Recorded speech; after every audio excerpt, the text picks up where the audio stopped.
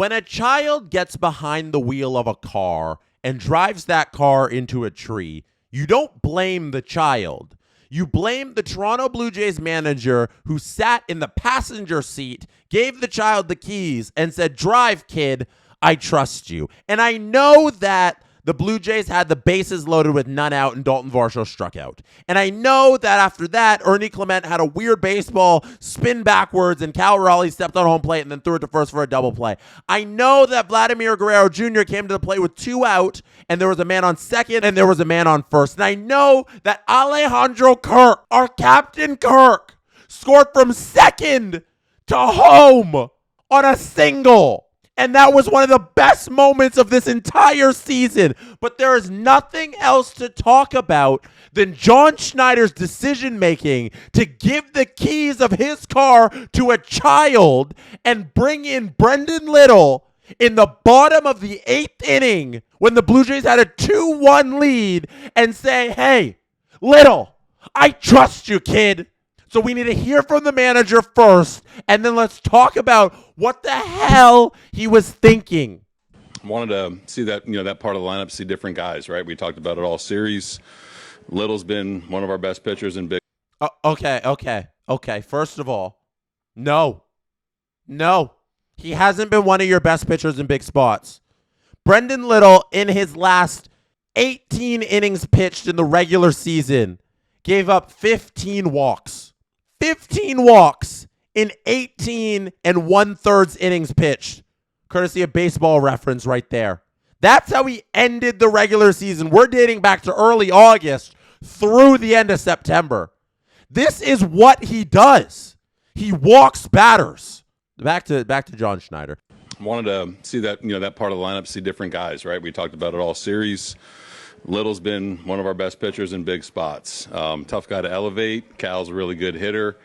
I get it, man. You got to, after that, you got to settle down and throw strikes too. So that's been part of Little's game. So has strikeouts. So again, I trust every single guy on this roster. It's hard. No one feels worse than Little. No one feels worse than Sir right now, or me.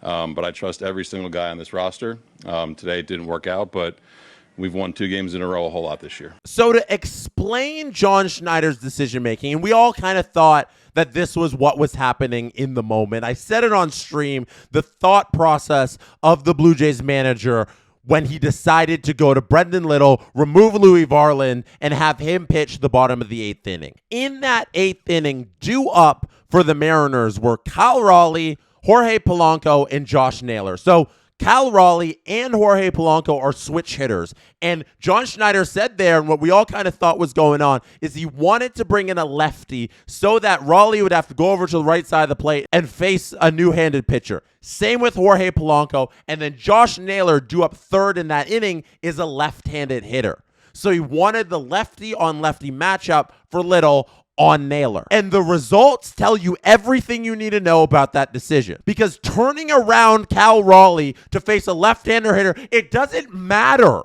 The dude is the best hitter in the game we have right now. No one has hit more home runs than him. And let me take this moment to just praise the Mariners and this lineup, because that is a murderer's row. That 1 through 6 of Rodriguez, Cal Raleigh, Polanco, Naylor, Arozarena, and Eugenio Suarez, who we will get to, is a crazy 1 through 6. And all credit to you, Mariners, for building that lineup. And if your idea in stopping that lineup is just turning around Raleigh at the plate, you don't know what you're doing. He's good. He's good against lefties. He's good against righties. You're not helping yourself in that situation. Same with facing Jorge Polanco. And who cares what you're doing against Jorge Polanco, because you walked him.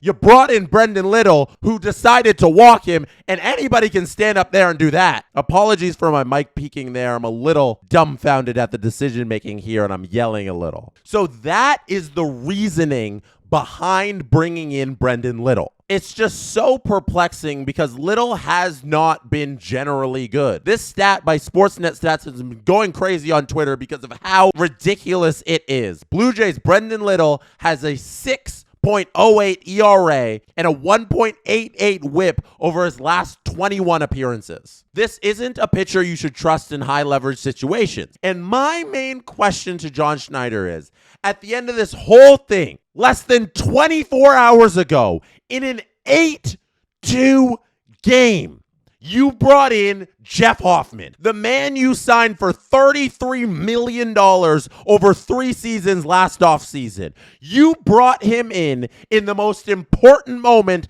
up until that date in an 8-2 ball game in the bottom of the 8th inning. The new most important moment in this season is the bottom of the 8th in the 2-1 ball game against the Mariners. And you decided that Jeff Hoffman was not good enough for that moment. I'm sorry. I hate Jeff Hoffman as much as the next guy. But if he's the guy, then he's the guy.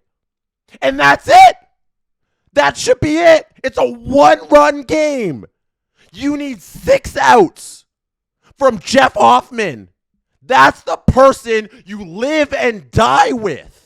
Not the analytics department that says a lefty might add 10% advantage or 2% or whatever the hell you think you're getting out of Brendon Little, because it's definitely not 100%. Jeff Hoffman is the person you put in there, and you live and you die by the man that you trust in the most important situations of the season every single time, except for some reason not tonight. Make it make sense. Make it make sense, please. And guess what? They asked the guy, and here's what he said. Schneider, on not bringing in Hoffman, I thought about it for sure. Decisions are hard. I think being convicted in a process is important. You make a decision and you leave it behind you. It's part of baseball. Second guessing is part of it. You're paid to make the hard decisions and you continually make the wrong ones. There's no more rope I'm willing to give this manager. I feel like I was the last person willing to cut John Schneider some slack. I defended when he makes decisions like bringing out Ye Savage early in his start when he's got a no-hitter going. I defend those decisions. But man, there's no defending something like this. And we know he can't be trusted because it's not the first time and it won't be the last time. When John Schneider pulled Jose Barrios in the 3rd inning after he walked Royce Lewis, man, at that point, we all kind of knew, right? We all kind of knew we'd get back to this situation where he does this time and time again, and he can't manage a bullpen. He can't manage his starting rotation and when to pull them. He doesn't know who to pull out of the pen. And when Yusei Kikuchi came into that 4th inning, the Jays lost that game. And then tonight, when he went to Brendon Little instead of his closer, Jeff Hoffman, or at least left Louis Varland in there, the Blue Jays lost that game. And just to sequence this thing for you on how it went tonight, just in case you forgot or you need catching up, Brendon Little came into the game in the bottom of the 9th. It was 2-1. Cal Raleigh came to the plate. He had a giant home run. It was so high in the air. I didn't know if it was going to land out of there, but of course, it's Raleigh. It kept carrying, and that big dumper got to round the bases there. It was 2-1 at the time. He made it 2-2 with this solo shot. Then Brendon Little proceeded to walk Jorge Polanco, walk Josh Naylor. Then Sir Anthony Dominguez came into the game, which I didn't mind. I think Sir Anthony Dominguez can be trusted in these high leverage situations, but my scouting report has always been too kind to this Blue Jays bullpen. Arden Zwelling had this stat that made me realize, oh yeah, I can't trust anyone in this Toronto Blue Jays bullpen, not even the ones I kind of like. The reliever ERA this postseason for the 4 teams remaining. The Brewers are 1.65, incredible. Seattle's 4.10. The Dodgers are 5.11, and Toronto a 7.01 ERA out of their bullpen. So Sir Anthony Dominguez comes in, he hits Randy Arozarena. The bases are now loaded. Eugenio Suarez takes this 4-seam fastball, 98 miles per hour on the outside part of the strike zone, out to right field. It is a grand slam, and at that moment, all Blue Jays fans had their heart broken by this bullpen once again. Suarez makes it 6-2 for the Mariners, and from there, they shut out the Blue Jays in the top of the 9th, and this thing was over. Somehow, this series not being over feels even worse, because now we got to sit here on Sunday, and we got to believe again. Like, it's 3-2. The Jays just won 2 in a row against the Mariners. So there's a little hope, and it feels like a slower, more painful death because it didn't come quick tonight. It's going to be dragged out through Sunday, and depending how that game goes, we could have a Game 7 on Monday, and who knows how that thing's going to turn out. I hope they do it. I hope this isn't the lasting memory we have of this team. This 2025 Toronto Blue Jays team is so darn fun and so darn good. I love the guys in this lineup, and it's such a shame that we got this game tonight because they don't deserve for it to end like this. I'm hoping, I'm praying they find a way to overcome all of this and make this thing a series again, tie it up on Sunday, and then Game 7, we know how Game 7s go. Anybody can win that thing, and I hope they win it. And they get 4 games in this series, and they make it to the World Series. Seattle's not an easy team. They got hitters all up and down that lineup. They got great pitching in the bullpen. Their starters have been doing a good job. The Blue Jays need to be at their absolute best everywhere on this darn team, the bullpen included, if they want to get 2 games in a row against Seattle. It's not over. It feels over, but it's not. This thing's not done yet. I'll see you on Sunday on the SDPN YouTube channel. I'll be live streaming this once again. Hopefully you'll join me there. Hopefully we see another Blue Jays victory. Hopefully we see a Game 7. That is it for me right now. Thank you for being here. You could have been anywhere in the world, but you'll be watching and listening, and I appreciate you for that. Don't forget to hit like. Don't forget to hit subscribe on the channel. Good night from Toronto.